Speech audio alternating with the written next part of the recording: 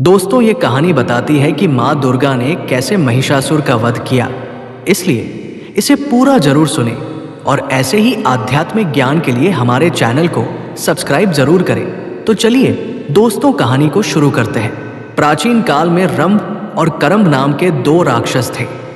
उन्होंने भगवान ब्रह्मा की कठोर तपस्या की। तपस्या से प्रसन्न होकर ब्रह्मा जी ने उन्हें वरदान मांगने के लिए कहा। रंभ की पत्नी महिषी एक भैंस थी। रंभ ने वरदान मांगा कि उसका पुत्र कोई भी देवता, दानव, यक्ष, किन्नर या मनुष्य न मार सके। ब्रह्मा जी ने तथास्तु कह दिया। कुछ समय बाद महिषी के गर्भ से एक पुत्र उत्पन्न हुआ, जिसका नाम महिषासुर रखा गया। वरदान के कारण वो अत्यंत बलशाली और अमर हो गया। उसने स्वर्गलोक पर आक्रमण कर दिया और देवताओं को पराजित कर स्वर्ग से बाहर निकाल दिया। इंद्र सहित सभी देवता स्वर्ग छोड़कर भागने को मजबूर हो गए। महिषासुर ने स्वयं को स्वर्ग का राजा घोषित कर दिया और तीनों लोकों में आतंक मचा दिया। पीड़ित देवताओं ने इस संकट से मुक्ति पाने के लिए भगवान ब्रह्मा, विष्णु और शिव त्रिमूर्ति से प्रार्थना की। सभी देवताओं का तेज, ऊर्जा और प्रकाश एकत्रित होकर एक विशाल ज्योति के रूप में प्रकट हुआ। यह तेज इतना तीव्र और भयंकर था कि समस्त ब्रह्मांड प्रकाशमय हो गया। फिर उस अद्भुत तेज से एक स्त्री का स्वरूप प्रकट हुआ। यही थी माँ दुर्गा। समस्त देवताओं के तेज और शक्ति से माँ दुर्गा प्रकट हुई। सभी देवताओं ने उन्हें अपने अपने अस्त्र शस्त्र प्रदान किए। भगवान शिव ने अपना त्रिशूल दिया। भगवान विष्णु ने अपना सुदर्शन चक्र दिया। भगवान इंद्र ने अपना वज्र और घंटा दिया। भगवान वरुण ने अपना शंख दिया। भगवान अग्नि ने शक्ति, बर्छी दी। भगवान यम ने कालदन दिया। भगवान कुबेर ने गदा दी।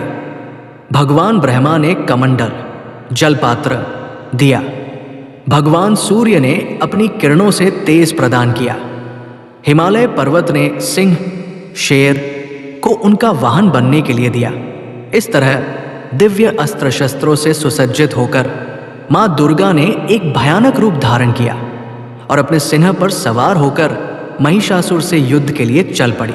माँ दुर्गा के रौद्र रूप को देखकर महिषासुर और उसकी सेना भयभीत हो गई। एक भयंकर युद्ध छिड़ गया। माँ दुर्गा ने अपने विभिन्न अस्त्रों से राक्षसों का संहार करना शुरू कर दिया। जब महिषासुर की पूरी सेना नष्ट हो गई तो वो स्वयं युद्ध के मैदान में आया। उसने अनेक रूप धारण करके माँ को चकित करने की कोशिश की। कभी विशाल भैंसा बनकर, कभी सिंह बनकर, कभी हाथी बनकर। लेकिन माँ दुर्गा हर बार उसके छल को समझ जाती और उस पर प्रहार करती। अंत में जब महिषासुर ने एक विशाल भैंसे, महेश का रूप धारण किया तो माँ दुर्गा ने उस पर ऐसा प्रहार किया कि वो घायल होकर भूमि पर गिर पड़ा।